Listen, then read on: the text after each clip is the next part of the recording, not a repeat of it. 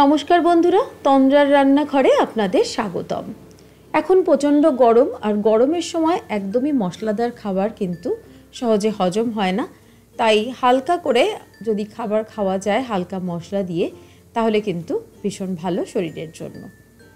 তাই আমার আজকের রেসিপি ধুন্দুল আর কাঁচকলা দিয়ে পাতলা ঝোল।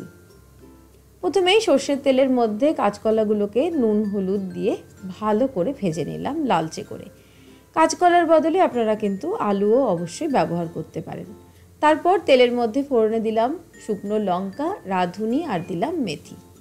রাঁধুনি আর মেথি ফোড়ন দিলে ভীষণ ভালো হয় খেতে, আর গন্ধটা ভীষণ ভালো আসে। সামান্য একটু আদা বাটা দিয়ে দিলাম।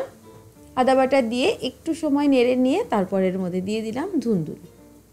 ধুন্দুলের বদলে আপনারা ঝিঙে দিয়েও এই রেসিপিটি কিন্তু অবশ্যই বানাতে পারেন।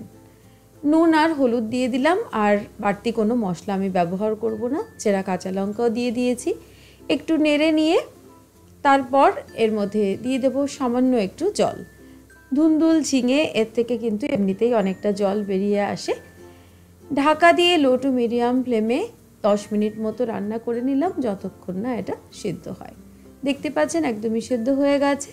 এবার ভেজে রাখা কাঁচকলাগুলো দিয়ে দিলাম।